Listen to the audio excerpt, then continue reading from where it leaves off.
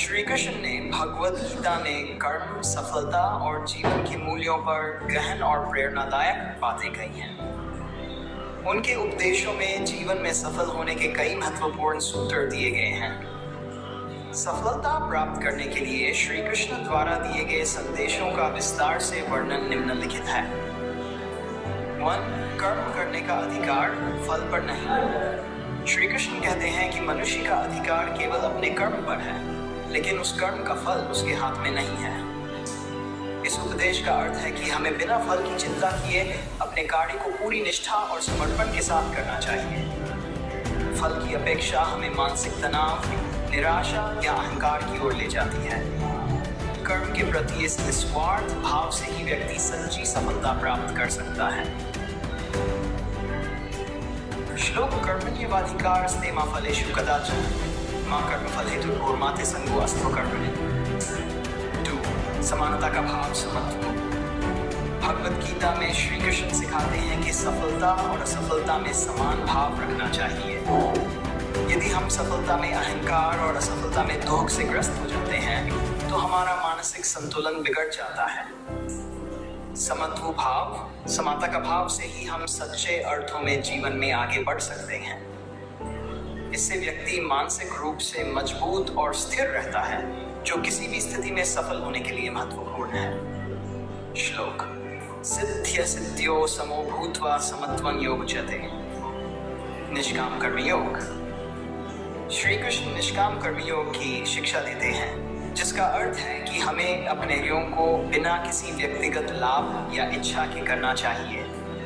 इस प्रकार के कर्म से हमें जीवन में शांति और स्थिरता प्राप्त होती है। निष्काम भाव से कर्म करने वाले व्यक्ति को न तो असफलता का डर होता है और न ही सफलता का अहंकार। इसका परिणाम यह होता है कि वह व्यक्ति अपने कार्यों में पूरी तरह केंद्रित और सफल होता है।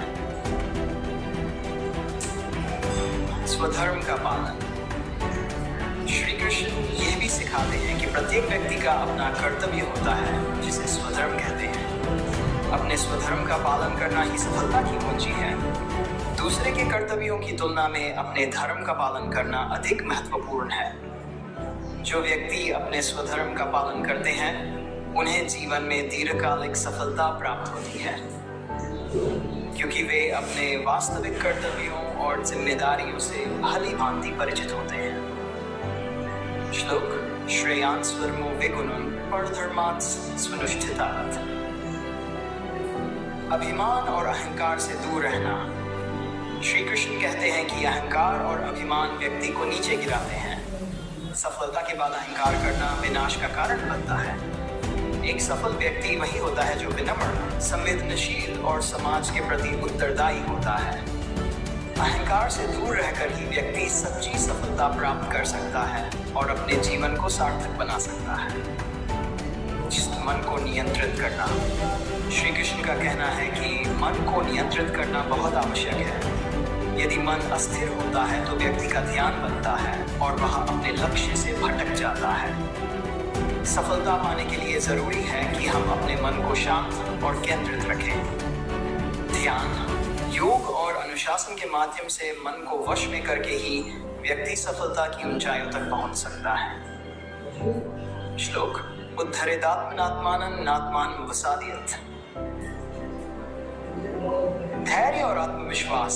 श्री कृष्ण सिखाते हैं कि धैर्य और आत्मविश्वास सफलता के महत्वपूर्ण घटक हैं। जीवन में कई बार कठिनाइयां आएंगी, लेकिन धैर्य और आत्मविश्वास के साथ उनका सामना करने से ही हम सफल हो सकते हैं।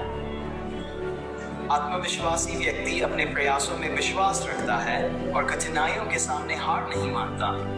श्री कृष्ण का यह उपदेश जीवन में सफलता प्राप्त करने के लिए अत्यंत महत्वपूर्ण है। प्रकृति और पुरुष का सिद्धांत। गीता में श्री कृष्ण ने प्रकृति और पुरुष के सिद्धांत का वर्णन किया है। इसमें प्रकृति वह शक्ति है जो सृजन, पालन और विनाश करती है, जबकि पुरुष आत्मा या चेतना है। यह सिद्धांत ये सिखाता है कि हमें आत्मा की शक्ति को पहचान कर अपने कार्यों को करना चाहिए। इस आत्मज्ञान से व्यक्ति का दृष्टिकोण बदलता है और वह भौतिक वस्तुओं की बजाय आध्यात्मिक सफलता की ओर अग्रसर होता है। निष्कर्ष श्री कृष्ण का उपदेश इस बात पर जोर देता है कि सच्ची सफलता केवल भौतिक धन या प्रतिष्ठा में नहीं है, बल्कि यह हमारे कर्म, मन की स्थिरता और जीवन के प्रति सही दृष्टिकोण में निहित है। श्री कृष्ण के इन उपदेशों को अपनाकर कोई भी व्यक्ति न केवल बाहरी सफलता प्राप्त कर सकता है, बल्कि आंतरिक शांति और संतोष भी पा सकता है।